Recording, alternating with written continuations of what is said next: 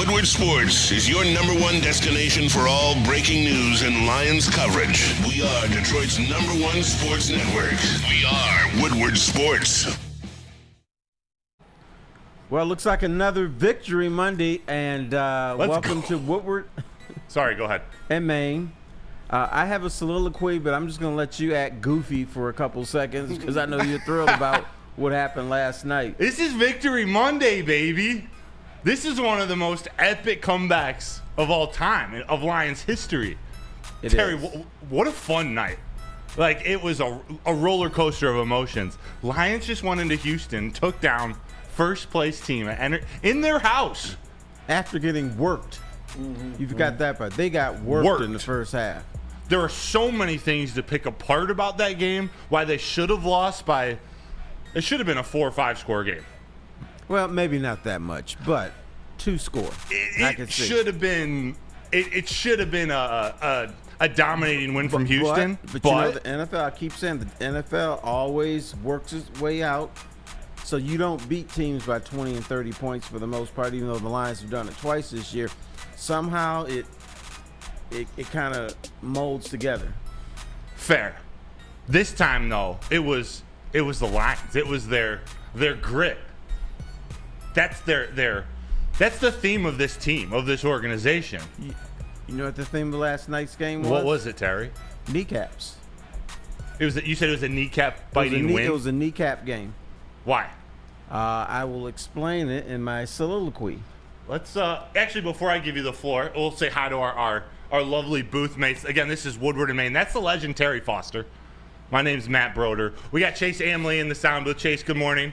Hey, Chase, good morning. moving a little better today? Yeah. You ran a marathon? Okay. Moving a little bit better today, for sure. That marathon lasted up until about, 11:30 last night, 11:45 when the game ended. What a game. And we got, Spenmo Rax in the TD booth. Spenny. Hello. Good morning. Good morning. How about that game? I thought Spenmo would be in the gutter this morning after that game. It was pretty close there. It was pretty close. Just an amazing, amazing victory by the Detroit Lions. It was easy to wake up at 6 in the morning today because the Lions just had me going all night. It's one of those, Terry. If the Lions lost that game, the energy in here, it's a little lower. A little bit. Yeah, I get it. But 26-23 win. 26-23 win, 16-point comeback. Terry, the floor is yours. Okay. Last night was a kneecap game. Now, many years ago, we all laughed at Dan Campbell, who said, we're going to get hit, we're going to go down, we're going to get back up, and we're going to bite off your kneecap. Then you'll knock us down again, and but we're going to get up, and we're going to smile at you, and we're going to keep going. That's exactly what happened last night. Houston, and you could talk about the offensive line of the Lions being overwhelmed. You could talk about the mistakes they made, but bottom line, Houston came there with a mission last night, and they outmuscled the Lions, were better than the Lions for like 35 minutes. Mm-hmm. That was the kneecap. That was you getting knocked down, I would say more than twice. I think the Lions got knocked down like 3 or 4 times. And they got up, they smiled, they overcame 5 interceptions from Jared Goff, even though people just want to credit him with 4 because one was a Hail Mary. But I'm giving him 3.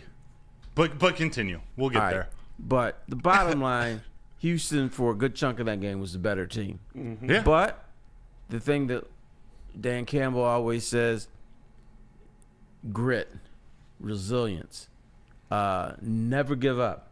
They don't stop playing until they see 3 zeros on the clock. Yeah. Doesn't matter if you got 2 butt cheeks and 3 toes, I will beat your ass. Right. And I never understood that one. The 3 toes and the butt cheek. It's like no matter the circumstance, whether you're on grass, you're on turf, the speech. It's just whatever is coming at us. Yeah, we'll beat you down. I would think if somebody has 3 toes, I have a better shot at kicking their ass. Fair. But it's also, Terrion's mom, if she's lining up across from him in practice. Like, he's going to play her as hard as he's going to play Tank Dell. Right. That's what it means. That's what I interpret it as. Okay, whatever. And that's what they did yesterday. And you always ask me the question. Everybody always asks me because my ass is old. Have you ever seen that before, Terry? Mm-hmm. Answer is always no. I have not seen, not from the Lions. I've seen it happen to the Lions. To the Lions. But I haven't seen them crack somebody like this. No. Everything that could go wrong or that could lead, that you would expect leads to a loss on Sunday Night Football away against a first-place team, it happened. And it didn't matter. Now, you're monitoring the chat, right? I am. Okay. How many people went to sleep expecting to wake up and hear us talking about the Lions lose? Was there anybody like that? Dad? I'm married to a person like that. I'm the son of a person like that. My dad left. Shout out, Dad. I'm sorry. I have to. Halftime comes along. This game's over, he says. He went to sleep. He's won. Dad, you woke up 26-23. I'm sorry. You can't give up on this Lions team. I know. My wife woke up to see the second Bates field goal. Bates. Which, Chris Collinsworth said the right thing. If they had painted the uprights a little bit thicker, he would have missed it. Right? Mad Dog in the chat says, dub is a dub no matter how you get it. Shout out to Legatron. Jake Bates, a nickname Legatron. I also think Perg in the chat said, should we call him Legatron or Pastor Bates?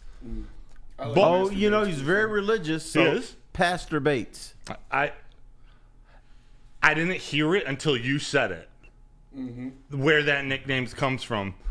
Nice, Perg. That's a good one. Nice. Legatron's pretty great too. That is too. But how many of these pieces of paper do you think could fit in between both balls that Jake Bates kicked, the 58-yarder and the 52-yarder? I would say 4 at tops. Max. There's probably a little bit of yellow paint on the side of the ball. I've never seen two Little that close skid marks. on both sides, like Michael Strahan's teeth, like just right on the edges. it was wild. But it was, Jared Goff said after the game, cold-blooded. This is a rookie. He's the only kicker 13 of 13, I think now. Jake Bates, this is someone Brad Holmes sniped this offseason again. Well, yes, but didn't Lions get a great break because he kicked for the Michigan Panthers? Yeah, that's probably what we should transition into this first question that we had, Terry. Is this a team of destiny? Like, there's some destiny involved in, all right, this guy was not in your backyard, it was in your house. He was in Ford Field playing for the UFL. No, to me, it's a team of destiny. Now, there's a thing last night I told you to watch out for that happened because I think the officials are changing their ways with Mr. Hansy. Really? And that's Terrion Arnold. He may have had a pass interference penalty late. They didn't call it. No. Because I think they're giving him a little bit more respect. And a lot of times in this league, it's not if it's a penalty or not, but it's, do I respect this guy? Is this guy doing the right things? They didn't call it. Yeah, especially at that position. You're taking an extra long look at a rookie. He called it earlier in the game, and it was a pass interference. You got to get your head turned around. I don't know if it was on Tank Dell or John Mechie in the first or the second quarter. Terrion played a pretty good game, though. He got beat late, and he got hurt. But that secondary, Terry, the defense played fantastic, especially in the second half. And although they gave up 23 in the first half, I thought they played pretty well. I thought they played really well. I mean, they had the ball. I mean, the field possession game or position game belonged to Houston. Yeah. For first half, here's their possessions. Houston possessions, and there's only one over 51 yards, a drive that they had. But they go touchdown, field goal, punt, touchdown. First half, 23. What'd the Lions have after the first half? 6? 7? Yeah, I think it was. Second half, interception, punt, missed field goal. But and once again, that goes back to in the NFL, you don't really stop teams. You either got to get a sack or you got to take the ball. So that ball belongs to me. Yeah. And that's what happened. And I'll tell you the destiny part for me was when they had the tape interview with Dan Campbell. Yes. So what they got to do? We got to take the ball away. We got to, take the ball away. And then bam. Boom. It was an interception. And it was recorded like a minute before that happened, a minute or two. And he's just saying that. With the way they played it, it was just perfect. Carlton Davis, 2 picks in that game. We're going to get to him. Team of destiny, Terry. What have they done? Their best defensive player, breaks his leg in a gruesome injury against Dallas. Aiden Hutchinson in that Dallas game, which was a blowout. What has happened in the 4 games since? They beat the first place undefeated Vikings in Minnesota on the road. They bury a bad Titans team, but the number 1 defense at the time. They beat them 52-14 at home. They go to Lambeau Field and dominate the Packers. Dominate them in that rain game. It was a bad weather game, 24-14, and now a 16-point deficit, a 16-point halftime comeback in Houston against the first-place Texans on Sunday Night Football in front of the world. And we could keep going. 5 interceptions from Goff. Lose the time of possession battle. All of it is pointing towards a Houston dub. But Lions had 3 touchdowns. The Texans had 2. You know, there's 2 teams doing things in this league that don't make sense. What? Detroit Lions, Kansas City Chiefs. Chiefs, man, you know, they've been on the slab a few times, and they've gotten up and lived, and they're unbeaten. Unbeaten. So, you know, I would have to say it looks to me like the Chiefs and the Lions are teams of destiny. That just stuff happens that you can't explain. I believe it. So you don't think that Houston team might be a Super Bowl rematch with Detroit? Meet them in New Orleans? I don't see. You know, I think they got sky high. They were embarrassed by the Jets last week, and a lot of times when you put out a stinker, you make adjustments. They made adjustments with their offensive line. They changed the way that they played defensively for the Lions. So. No, I just don't think this team is good enough to win a playoff game in Kansas City. Fair. They got some work to do on their offensive line. Their defense impressed me. That defense, they were flying all over the place. Their linebacker. They were crazy. Yeah. Shair, middle linebacker, is disgusting. Jalen Petrie, their nickelback. We talked about him yesterday.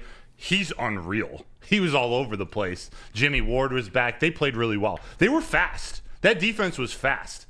I thought the Lions were going to overpower them, but they just got in the backfield. Daniil Hunter was an animal. And even the Danico Autry, who just came back in the last couple weeks for them, beating Penei Sewell in the first half. I thought Penei Sewell had a pretty bad first half for Penei Sewell.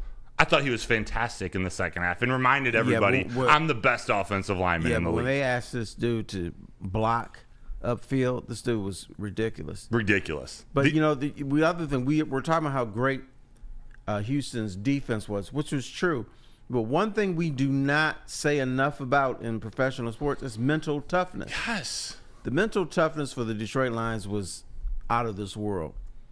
It was like, okay, we took your best shot. You look good doing it. You put us in trouble, but we still believe. We still believe we can do something. We still believe we can win this game. You could hear it from every one of their post-game interviews or press conferences. They're all saying the same thing.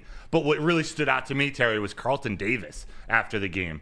And we'll get to his play on the field, but when he comes out in his post-game interview right next to Jake Bates, and he's just talking about this team is it's the only team he's been on that will never quit. It's the grittiest team. To hear that from a vet like that, a Super Bowl winner, to come into Houston, he said he played a bad game last year and he wanted some revenge just to get that taste out of his mouth. Hearing it from Carlton Davis is huge. And you hear guys like Jared Goff in his post-game press conference talk about Jake Bates, talk about he's cold-blooded, talk about we see him do this every day in practice. At 52, we knew he's going to knock this down. Well, hitting it in practice and hitting it before 60,000 fans on Sunday Night Football, 2 different things. True, but they have faith in him. They have faith. Terry, this after this great win, a lot of people, we talked yesterday, a lot of people picked that game to lose. One of the maybe next 2 losses if the Lions go 14-3. Are they still going 14-3? And what are the 2 games that they're going to lose? Or are you changing your record prediction? Yeah, dude. I mean, no one goes 16-1. We're getting the finger now. I just wanted, just a quick pause. No, yeah, sneak in. Happy Veterans Day. I just wanted to put out there, shout out to all the veterans out there. My father served. My grandfather served. It means a lot to me. Thank you for giving us the freedoms to be able to get up at 6 a.m. and talk about football. We wouldn't be able to do that without our veterans. So thank you to all of you for your service. Thank you, Spencer. Yeah, thank you. And my father served also. Come on. My grandpa served. Korean War. And then he went over to Germany And I think I have a half brother over there. Come on. Yeah. You have a Amon-Ra half say German bro? brother over there? Yeah. There's a black German Santa? Or Is it- German well, black I don't know Santa? if he's Santa, but he's just a half brother in Germany. Got you. Does he have a Chesty Malone over there in Germany too? Nah, he was just with some woman named Greta. Oh, Greta. So Greta and Darlene. Actually, no, that was just your waitress. and Darlene Franken was just my waitress. Yes. We didn't do anything. Yes, okay. We gotta clear that up. That's on me. That's a bad That's wingman all right. move to say. But thank you for sharing that, Spenny. Yes, sir. You got 2 losses in them for the rest of the season? No. No, I don't. But in sports, this shit happens sometimes. Like yesterday or last night was a shit happens game, but they won it. They did. So I can't pick out 2 losses for the rest of the year. Chicago Bears, I thought maybe in Chicago. The Bears look awful yesterday. The Bears are something that's happened. That team is now on the decline. They don't have an offensive line either. No. We've been saying all along, you got weapons on the outside, you got a good defense, but they didn't do anything to the interior of their offensive line. And when any quarterback gets pressure up the middle, it's very difficult. We saw it last night with both quarterbacks. The Chicago Bears Now, what's aren't the last game? Is the last game of the season Minnesota or San Francisco? Minnesota. All right. I could see them losing that game because it may not mean anything. And maybe San Francisco, because San Francisco's getting healthy. And once again, the Lions, that may not put a premium on that game because of when it is, and they just keep winning. Somehow Minnesota keeps winning. We're going to see Jacksonville next week, and we need to, jam the knife in a little farther and twist after the debacle that they had. And I guess it was in Jacksonville, letting Minnesota win that game. John Parker Romo, former Detroit Lion practice squad great, four field goals. That's a joke. Before I answer, I got to go over to Spenny because I think he has a more optimistic record prediction. I'm putting you on the spot.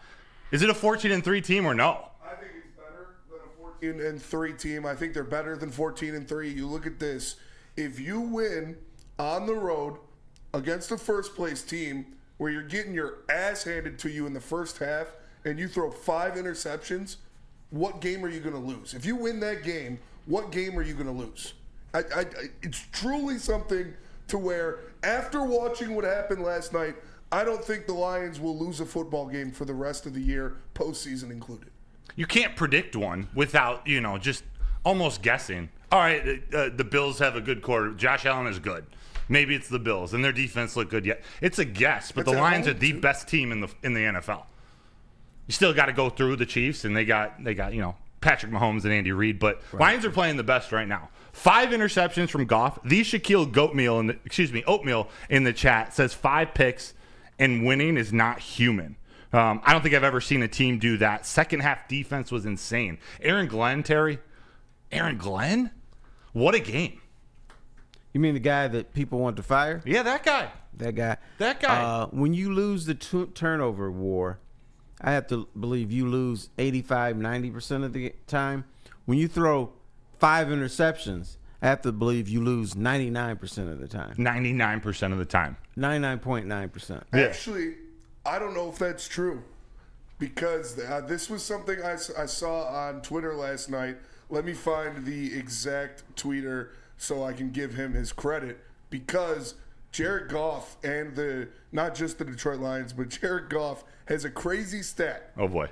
That when he throws 4 or more interceptions, this is his 7th career game with 4 or more interceptions. In those games, Terry, he is 7-0. No way. Wow. He's 7-0 throwing in games throwing 4 more interceptions. Yes. Okay, how about this? Normally, for everybody else in the world, when you throw 4 or more interceptions, 99.9% of the time you lose unless you're Jared Goff. And that is from Mr. Civ on Twitter. So You know what? I want you to check somebody out in the chat. Maybe they're there.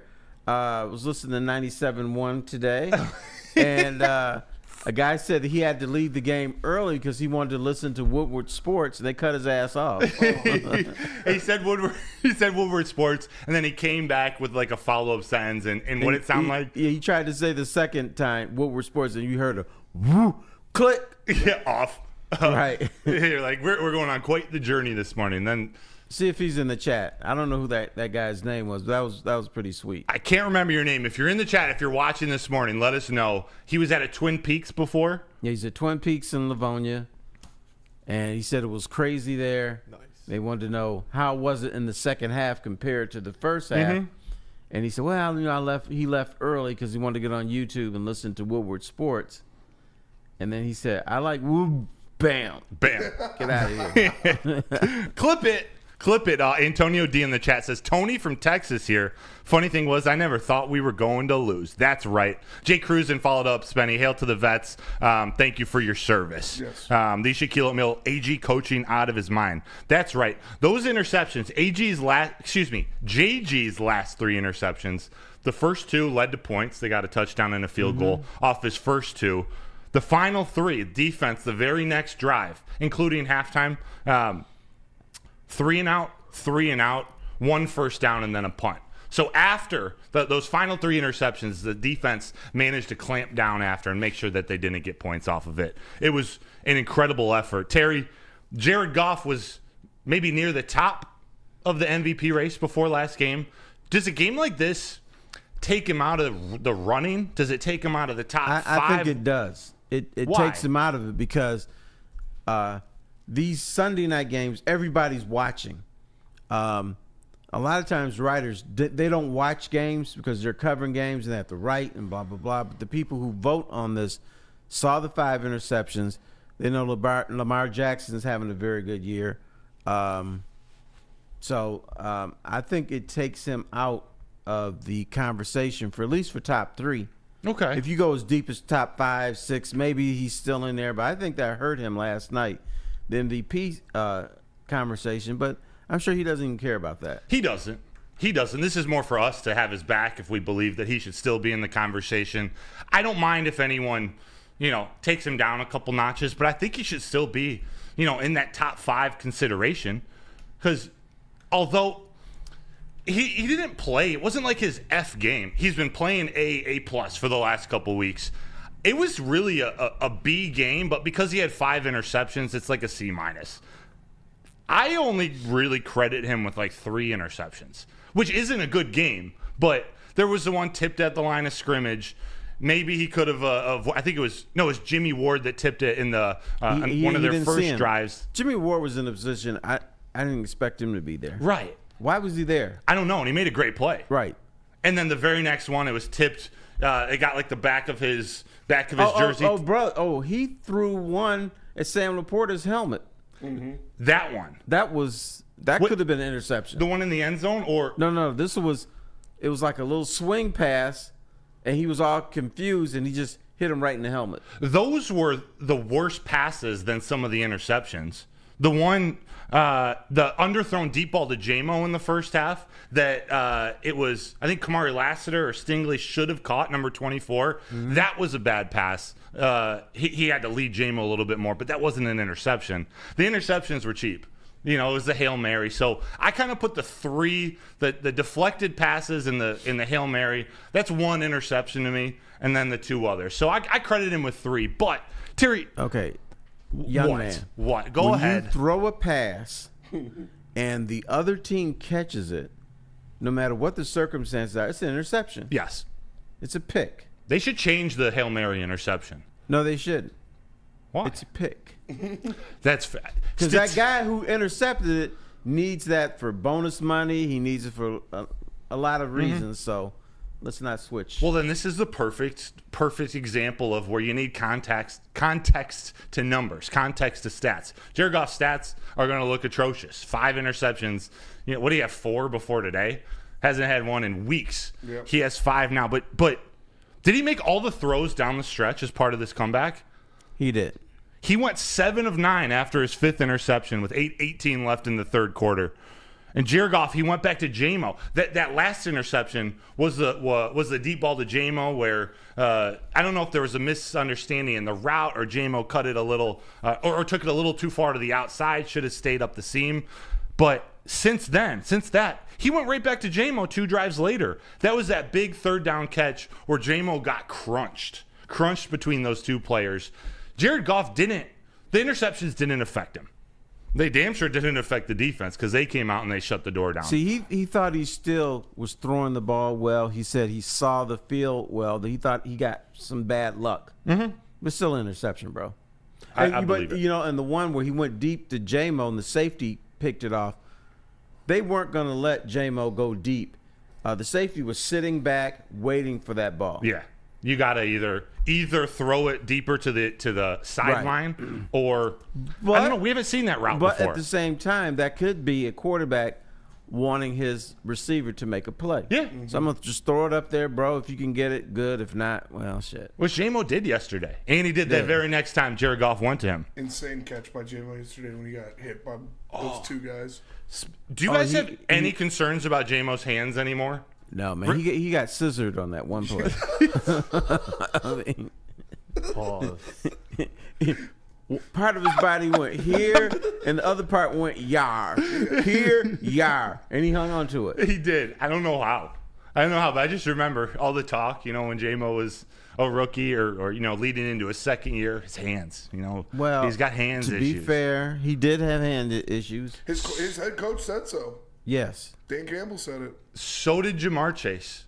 Look what he did the other day. Dan Campbell Yesterday? said you're going to have to get used to it. He's not going to be great catcher. No. Bengals played Thursday. By the way, wait, what'd you say? Bengals played Thursday. They did. They played Thursday. Also, actually, I'm going to save that comment for just one moment. But shout out to Jan in the chat. Greg Allspa says Brian Branch MVP. I see you guys. Dennis asked you. Goff thought he did good. He may have been concussed last night. I wonder. We're about to put up a 50 ball on Jacksonville, says Brian Ruth. Then I'm a Detroit guy. We won the game. Great second half. Jared Goff. Terry, what was that question? I was just going to ask you. It's okay. You get excited. I do. It was a good one. I'll think of it, but I want to go to the defensive side of the ball because the big booties, they showed up. We talked about the big booties yesterday. And nationally starting to talk about Aleem McNeil, who I told you last show.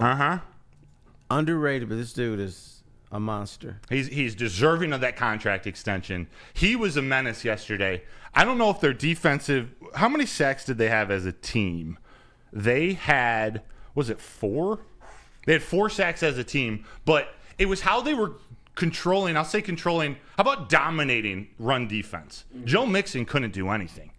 All night. His longest rush, I believe, was his touchdown, 8-yard touchdown run in the first. That was it. He ended with what, a 1.8 yards per carry? Right. And he's been rolling too. Rolling. Again, no Hutch, no Zadarius Smith, no Kaminsky, no Davenport. All these guys are gone, but that run defense showed up. Terrell Williams, the best defensive line coach in the league, they showed up. The linebackers, you had all of them playing. Neiman and Campbell played great. Anzalone. The secondary was great. But, man, I just want to point out those booties. The big boys, Aleem McNeil and DJ Reader. The double Bs, the big booties. I like the big booties. Everyone with double Bs on the Lions had a big game yesterday. Yeah, those the dudes with the 4X pants. Yes. I was gonna say even the secondary guys, the less thought of guys. AQM, couple big plays out of him. Pat O'Connor, couple big plays out of him. Those guys stepped up. Both of those guys had 2 memorable big plays where they stopped either getting a sack on C.J. Stroud or blowing a play up in the backfield when they're trying to do these reverses and stuff like that. Big plays from the big guys. You love to see it. I thought they all tackled great. Yes. I mean, Brian Branch was all over the field, but it was all the DBs were tackling. Carlton Davis had 2 picks. Kirby Joseph, we didn't hear his name very much. C.J. Stroud just wasn't throwing near him. James Houston. They're staying away. Houston. He shit his pants. Yeah. Did he really? It looks like it. He said it was Gatorade, but... Yeah, that was James Houston. I was always asking a question: what do the coaches not like about him? Because they wouldn't play him, they sat his ass down, and then he got an opportunity yesterday, and he kind of showed up. That's his best game since his rookie year. Agreed. He just. My favorite tackle was from Brian Branch. Which one? There was a sweep to the right, and Brian Branch was on the ground. Somebody was on top of him. He kind of rolls up and tackled the guy. It was in the first quarter, I think. It was early in the game where that's impossible. Somehow he emerges from under these 2 guys and still makes the tackle.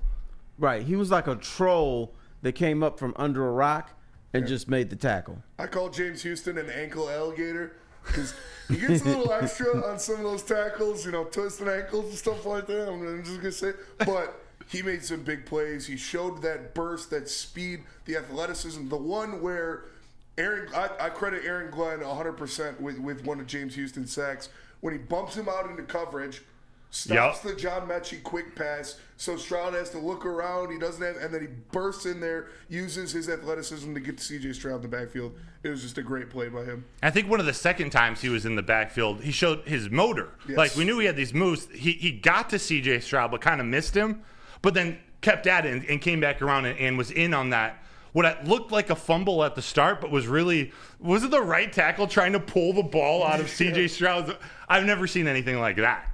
Mm-hmm. Never seen anything like that. James Houston, good to have him back, or at least show up for that game, especially without Zadarius Smith. Well, it was good that the coaches decided to bring him back. True. Because we had no saw choice. greatness out of him, and then all of a sudden it's like they lost confidence in him. So maybe they were trying to do what I like to call the Frankenstein monster, reinvent somebody, then bring him back. I thought he was very good last night. And I mentioned this on the postgame show, but there was a 45-second commercial about JC part through the game where nobody knew what it was, and then it was just like Jesus loves. And then you got Pastor Bates coming out there knocking down the field. No way. Like JC rose on the third day. The Detroit Lions rose in the third quarter. We had the Lord on our side in that game. Praise the Lord, Terry. With Pastor Bates. Pastor Bates. Can I get a witness? I just seen those two. Attaboy, Che. That was a good one. Well timed. Seeing those two just sneak by the goalpost. Whew. Terry. We got lots more to talk about, but let's take a little pause. We don't do MVPs on this show, but we'd like to see who we want to go have a beer with. Talk about this game. Could be a player that played well, played poorly. Who are you asking for? Who are you going to the bar with after the game? I'm going to the bar with Penei Sewell and Jahmyr Gibbs. I like that. What are you asking them? What are you guys talking about? Sewell, I'm asking him, dude, you're starting to give up a little something on the pass rush. What's going on there? But you redeemed yourself by being very athletic, opening up holes for Gibbs and other people. So are you primarily a run block guy right in this moment? Because I think he's slumping. I've never seen people just blow by his ass. Yeah, I've never seen that before either. But now we're seeing it a little bit. Occasionally. That one on Danico Autry, the one that Autry got around and was able to sack Jared Goff, that was one you rarely see out of Penei. He got flat out beat on that one. Yeah, he got beat. He got beat. There's nothing to it. But he doesn't get beat like that often, if ever. And how many times do you see him 20, 30 yards down the field on almost every play? I don't know how he gets that far. He's one of the best, if not the best athlete in the NFL. Yeah, and he's getting down looking like Usain Bolt too. He's a beast. Yep. He's fat. You see that man coming. What was the Easy threw in the group chat? Do you remember what happened? He said he scared the cornerback into being concussed or whatever. Yeah, it was on that run late. I think it was in the fourth quarter. It was a Jahmyr Gibbs pitch. Yep. And he had Penei Sewell lead blocking, and I believe it was Kamari Lassiter was going up, and Penei Sewell's in front of him, and he's like, oh no, and he goes to spin, and that's when he gets hit by Jimmy Ward, and he put him out of the game.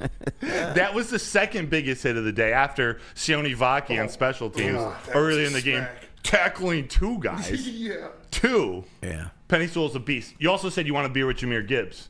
Yeah, because Jahmyr Gibbs, to me, he was the closer on as far as rushing the ball. And then why was there so little success running early, and then you start gashing them? Yeah. What was the difference there? And I think Penei Sewell, he would probably bring up Penei Sewell.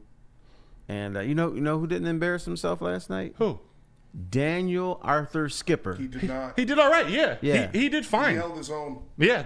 The offensive line struggled in the first half. Skipper had his moments, but he did fine. Skipper for a game or two, I'm cool with. I'm cool with. I would sit Taylor Decker against Jacksonville. You think so? I really Just would. make sure he's good. Just get healthy, big guy. Like, we should be able to beat Jacksonville with Dan Skipper.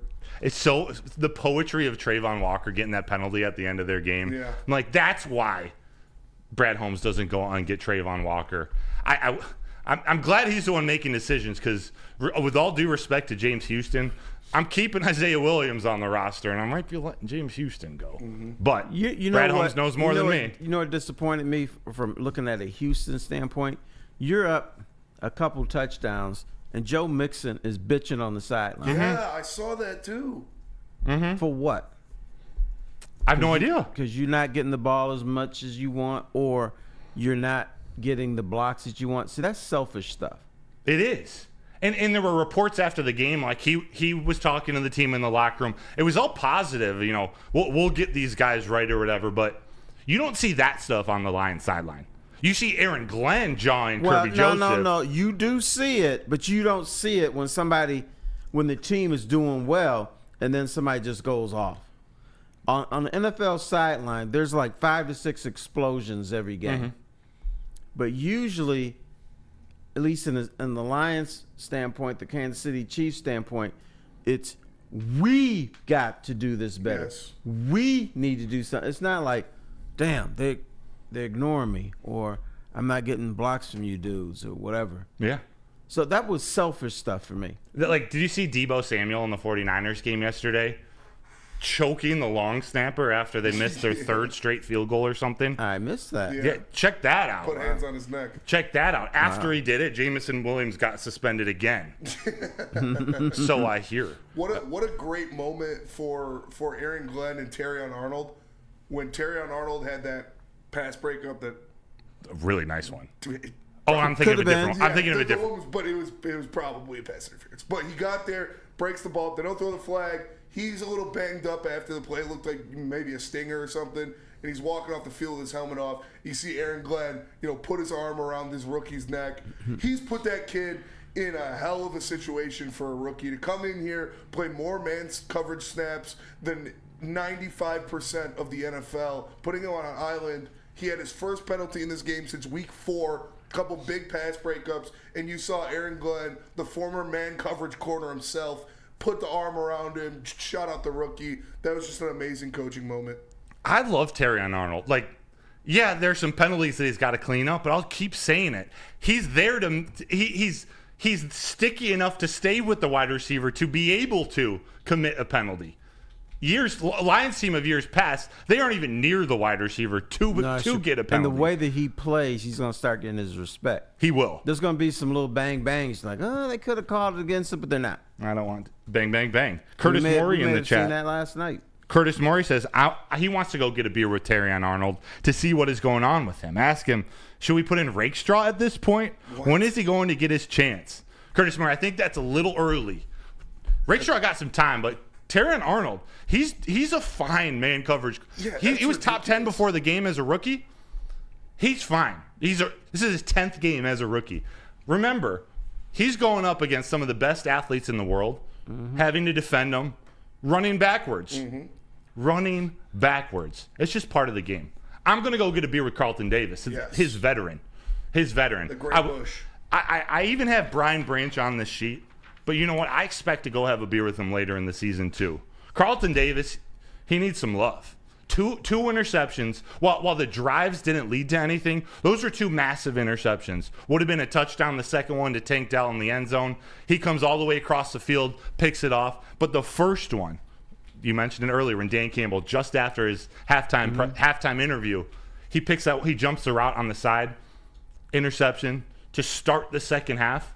Although the Lions ended up turning it over, that interception, that's a mental lift. Second half starts, you're like, oh, okay, we're back in it. We get the ball back. Even if you turn it over, just starting that second half like that, they're like, all right, we know we've been on the other side of this last year in San Francisco. This game isn't over. Well, I saw an attitude change with Houston. Houston earlier, they're just like jumping up and down. Ha ha! Look at this! Look at us, man! We're gonna celebrate this. Then, early in the second half, you look at them and you can see on their faces, holy shit, they're still here. Yes. We've done everything we can, and we can't get rid of these dudes. This is the benefits of Sonic and Knuckles, of the running back split. That's part of it. But at the beginning of the game, correct me if I'm wrong, and I'm not making an excuse, the Houston Texans looked like they had 10 days off. They came out aggressive, fast, flying. They were hungry. It looked like, oh boy, like they not only matched the intensity we thought we were going to get from the Lions, but they took it up a notch. But midway through the third and really in the fourth quarter, we saw them get tired. We saw them slow down just a little bit because Shahir was still all over the field in the third, tackling Gibbs. Once you got to that fourth, Gibbs looked fresh. The offense looked fresh, and that defense got tired. That's true. And that's why I always say that early in games, and the Lions are going to have to face this with everyone, teams are going to come out with great emotions. They're going to say, we can beat this team. And then, but at a certain point, emotion wears off, the enthusiasm wears off, and you have to play football. And that's when Houston started getting that holy shit look. Yeah. Damn, these dudes are still here. And they were deflated a little bit. They're still playing hard. I thought they were still playing well, but they were just deflated enough by, damn. They're young. They're young, too. They're like the Lions of years past. They're still on the way up. Houston's going to be around for a while. I got a lot of respect for them. And I do think the Lions beat them in the second half versus them losing that game. Sure, they should have won. They should have not let it get to what it was. But the Lions won that game. Yeah. No, they did. And you talk about Houston's youth. Lions are young, but you can't tap them out. And, shout out to, where was it? Sorry. Just Football Academy Australia said, speak on Zadarius' sideline coaching. We saw Zadarius Smith. Some people thought he was going to play. They ended up giving him the week off for so he could have a true bye week. That was something I noticed, too. They cut to him on the sideline, iPad in the hand, standing in front of the defensive line, giving these guys pointers. And, I mean, I don't want to say it was, all him, because obviously Terrell Williams and those guys get a lot of credit. But that helps these guys. You got a guy in here who sacks the quarterback for a living for a long time, telling you, all right, dip the shoulder a little bit and then punch it, like giving them some pass rushing tips. That was awesome to see that kind of veteran presence on the sideline. Yeah, that was very important because sometimes you need to hear it from somebody else than a coach. It can't be always from a coach. Sometimes you need to hear from a player, and that fires them up. And this is a guy that he has demonstrated, I want to be here. This is my spot. I want to do everything I can to help this team win. That's why I want to have a beer with him. That was my second guy, and you guys hit all the points. See, like, how energized are you coming to Detroit? I see it. We saw it on the sideline. He must be so uplifted right now coming from Cleveland to Detroit. I know he wanted to play so bad last night. And I think it's safe to say they were holding him back. They were giving him his bye week. Yes. He probably could have played. Should have played. They were giving him his bye week. Win-win situation. If you lose, you don't have Hutch, you don't have Zadarius Smith, and okay, it was a stinker on Sunday Night Football. They didn't have any of those guys. They end up going into Houston and getting that dub. Now Zadarius Smith comes back. We got Jacksonville, the Colts, Chicago, Bears. Yeah, this is a Spenny said 16-1. That's not crazy at all. Yeah, especially since I can't pick out two losses. You can't. You could say San Francisco on the road is your toughest matchup, but if you went to Houston on the road, threw 5 interceptions and still won. And I'm going to be honest, I don't see any scenario. I mean, okay, maybe there is a scenario, but I don't see Dan Campbell coach team, letting them go out and lose in San Francisco twice in a row. And Jared Goff's not going to throw 5 interceptions in the No, game. not at all. He's never. Well, actually. Well, maybe we want him Well, to. maybe you do. Yeah. 7-0. Right? It's mind-blowing that they pulled it off. Special teams, though, continues to show up. Jack Fox was huge again. Not his best game distance-wise punting, but whenever they need him, flip the field. And Jake Bates, a 58-yarder that had room. It was good from 65. Some people say 70. No. It wouldn't have been good for 65 because he would have missed. It might have curved to the right a little bit more, but it had the distance. It had the distance, but he would have missed both of them from 65. Do we have our kicker for the next 15 years? Like, is it too early? Can we say that about kickers these days? Do we have Jason Hansen? Yeah, Jason Hansen was here for a million years. Once you find your guy, you keep him, right? Yeah. Unless he gets the yips. Unless he turns into Chuck yeah. Knobloch. Yeah. Kickers do get the yips. What a weapon. That's a weapon. Jack Fox, we already know, is a weapon, the best punter in the league. Having it a is, kicker but I who don't can want kick to get 60? too excited about that. I'll tell you why, bro. Why? Because people kind of jokingly, but it was accurate. Jason Hansen was your best player for many years. You don't want your kicker to be your best player. No. He's not going to be our best player, but our most reliable. Well, maybe not.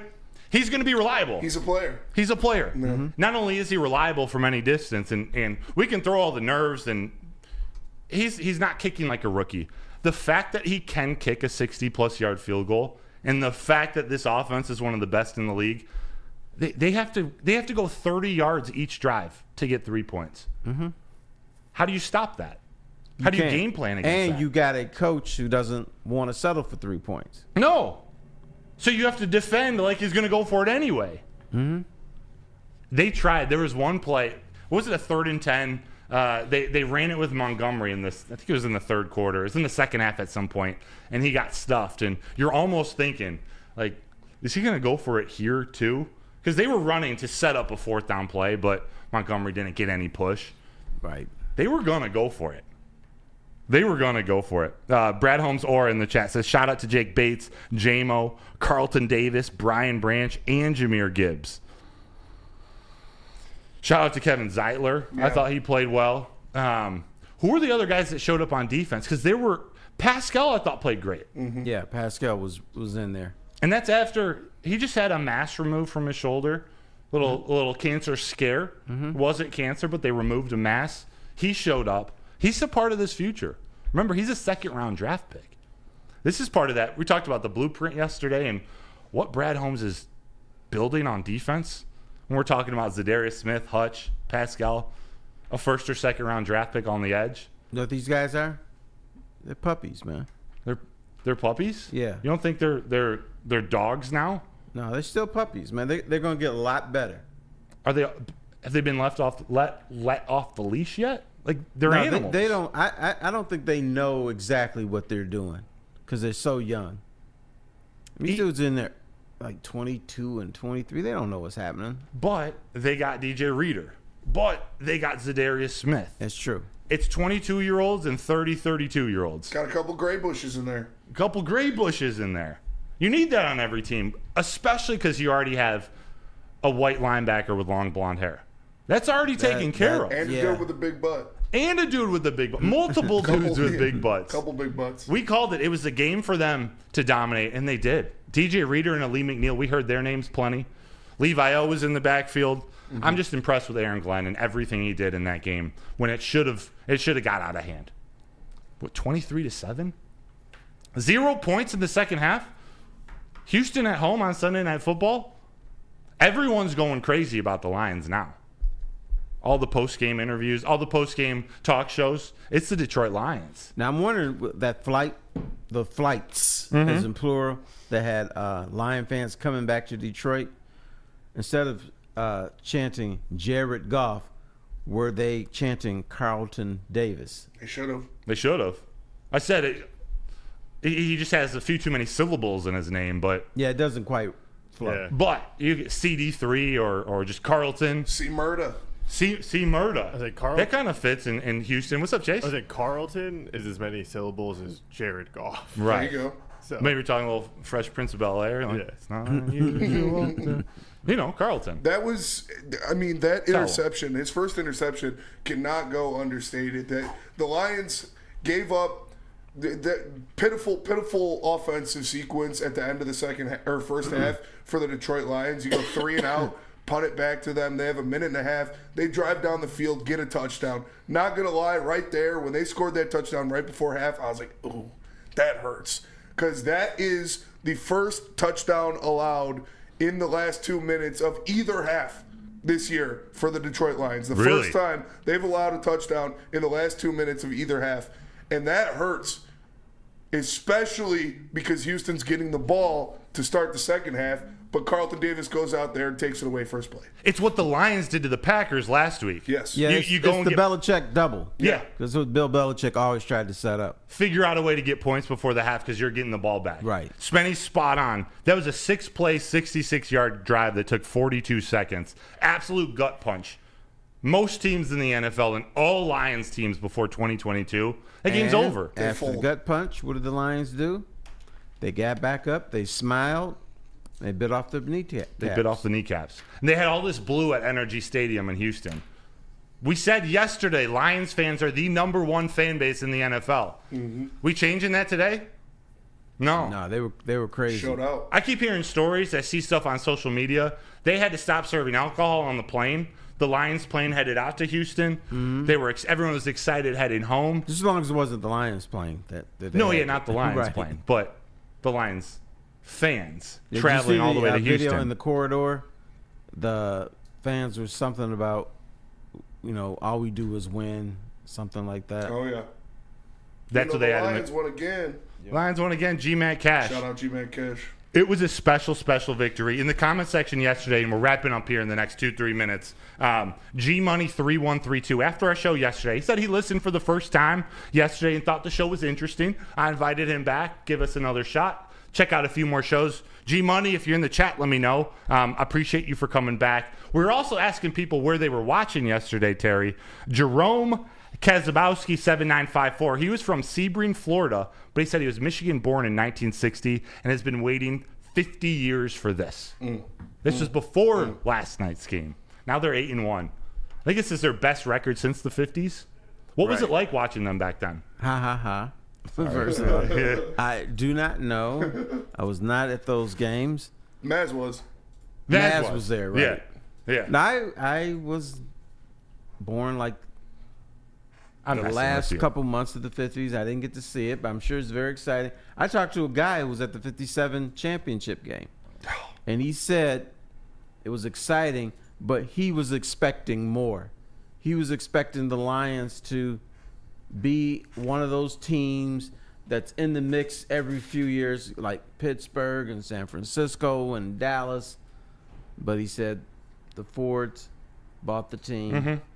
And then he brought up, Kennedy was assassinated like the day that the Lions sale was finalized. He just said he just thought they were jinxed from that point forward. From that point on, that was it. That was it. Well, Terry, this is the end of the show. Anybody have any last comments? Any players you want to call out? Anything you want to get in before we say bye? How about this tremendous game? Never seen this before. I was stunned. Yeah. Stunned. Chase? Stunned. I mean, the Lions don't lose the mental battle. Like, they don't beat themselves, and it's going to take a lot more than 23 points and no points in the second half to beat this team. That's right. That's right. Spenny? And again, obviously, Aleem McNeil, James Houston, the biggest takeaways from that Detroit Lions defensive line. But AQM, Pat O'Connor, those guys, role players need roles to play too. They stepped up, made some big plays. Yes. 26-23 victory, Sunday Night Football. Lions moved to 8-1. Left the Houston Texans chopped and screwed at Energy Stadium. Onwards to the Jacksonville Jaguars at home next week. This is it, boys. We got the Wake Up Woodward coming from Feldman, live from Feldman, starting in 7 minutes. And they're probably going to be so crazy. They're going to be driving cars all around the showroom. I want to see, and I think KG might be on the table next to Kool-Aid. I want to see them in the Corvettes today. I want the show live from the Corvettes. I don't know if it's going to I saw a happen. little video from KG last night. He looked like he was on crack cocaine. Shout out to them too, by the way. Real quick, last second Juju? shout out. Yeah, we switched at halftime. Me and Easy did the first half. Obviously didn't bring good juju. KG and Juices stepped up, did the whole second half, led the comeback. Shout out to them. Our poverty D-line is playing like a rich man's D-line, says Brad Holmes-Ora. The Shaquille Oatmeal, narrative busters. That's right. These lines are the real deal. Check out Wake Up Woodward from 8 to 10. From 11 to 1, Big D Energy with Neil Rule, Sean Belegian. From 2 to 4, Armani and Edwards with Maz. And then Spenny, who's also on Big D Energy, excuse me, the producer. He also stars, co-host of the Heavyweights from 5 to 7. Check out the entire Woodward Sports Network lineup. This was Woodward and Maine. My co-host, the legend Terry Foster. It's going to be a fun day. Always a pleasure, man. My name's Matt Broder. We'll see you guys Sunday morning at 8. Go Lions. Great.